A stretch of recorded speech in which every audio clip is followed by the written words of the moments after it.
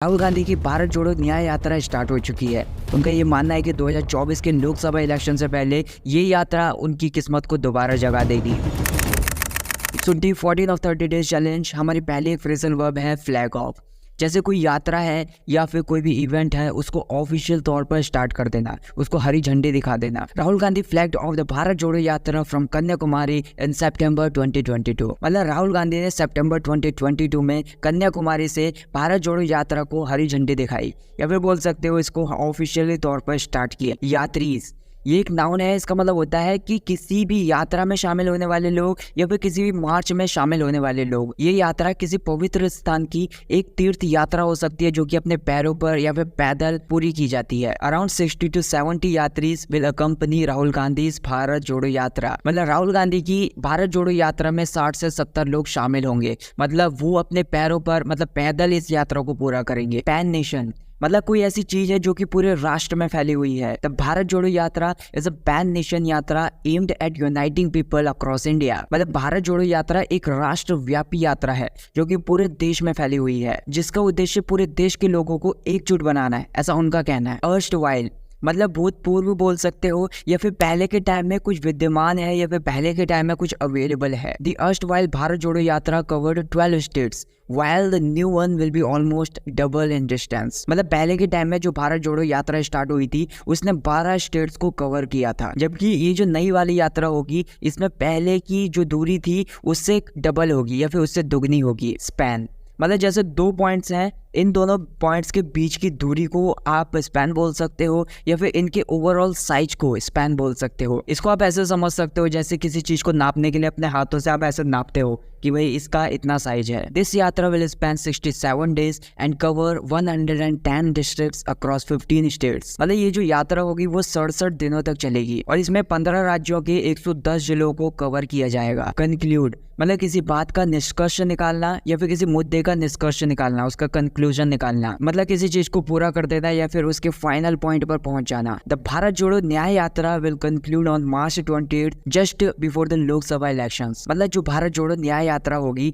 वो लोकसभा चुनाव के ठीक पहले 20 मार्च को खत्म हो जाएगी या फिर 20 मार्च को समाप्त हो जाएगी। एंक्रोचमेंट इसका मतलब होता है अतिक्रमण। इस वर्ड को आपने पहले जरूर सुना होगा। इसका मतलब होता है कि किसी दूसरे के क्षेत्र को धीरे धीरे कब्जाने की क्रिया को आप एंक्रोचमेंट बोल सकते हो या फिर अतिक्रमण बोल सकते हो, या फिर किसी दूसरे के क्षेत्र पर धीरे धीरे आक्रमण करने की क्रिया को या फिर दूसरे के क्षेत्र पर धीरे धीरे अपना अधिकार जमाने की क्रिया को आप अतिक्रमण बोल सकते हो। जैसे पड़ोसी होते हैं वो दूसरे के आंगन में अपनी सीढ़ियों को बना लेते हैं, या फिर जैसे कोई कंपनी होती है वो किसी किसान के खेत में अपना टॉक्सिक कचरा डाल देती है। The construction companies bulldozers encroached on the jungle area. मतलब जंगल एरिया पर एक कंस्ट्रक्शन कंपनी के बुलडोजर्स ने अपना कब्जा कर लिया या फिर उन बुलडोजर्स ने अपना अधिकार जमा लिया। डेलिब्रेशन मतलब जैसे कोई भी मामला है या फिर कोई भी मुद्दा है उसके ऊपर निर्णय लेने से पहले सावधानी पूर्वक विचार विमर्श बोल सकते हो, या फिर सावधानी पूर्वक बहुत ज्यादा डिटेल से चर्चा बोल सकते हो। The juries deliberations lasted for hours before they reached a verdict in the case. मतलब मामले का फैसला सुनाने से पहले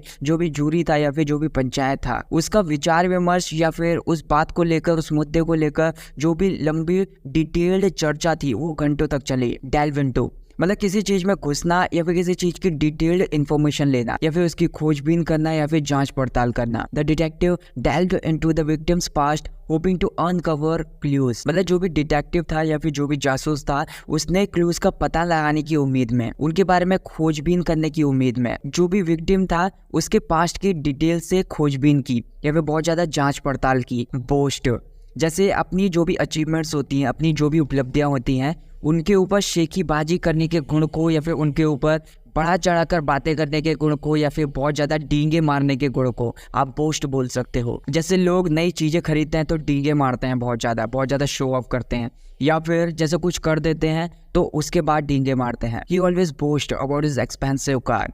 मतलब वो अपनी एक्सपेंसिव कार को लेकर या फिर बहुत ज़्यादा महंगी जो कार है उसकी उस बात को लेकर बहुत ज़्यादा बोस्टिंग करता है या फिर बहुत ज़्यादा डींगे मारता है। रिकनेक्ट किसी के साथ जैसे कोई संबंध है, कोई भी रिलेशनशिप है, तो उसको री इस्टेब्लिश कर देना। जैसे कोई भी पर्सन के साथ अगर हमारा कोई रिलेशनशिप था या फिर कोई भी संबंध था, तो अगर वो टूट जाता है तो उसको दोबारा शुरू कर देना, उसको दोबारा इस्टेब्लिश कर देना। Rahul Gandhi hopes to reconnect with voters in states where Congress recently lost elections. Rahul Gandhi को राज्यों में उन वोटर्स के साथ जुड़ने की उम्मीद है, या फिर उन वोटर्स के साथ दोबारा अपना रिश्ता शुरू करने की उम्मीद है, या फिर उनका विश्वास जीतने की दोबारा उम्मीद है, जहां पर कांग्रेस हाल ही में अपने इलेक्शंस को हार गई थी। एज मतलब जैसे किसी चीज की धार होती है, बहुत ज्यादा शार्प होता है वो चीज, या फिर किसी चीज का फायदा हो सकता है। The yatra might give Congress an edge in the opposition alliance as they negotiate seat sharing arrangements. मतलब ये यात्रा अपोजिशन पार्टी की एक गठबंधन में बहुत ज़्यादा फायदेमंद हो सकती है, क्योंकि वे सीट के बंटवारे की अरेंजमेंट के लिए हमेशा बहस करते रहते हैं। रिवाइव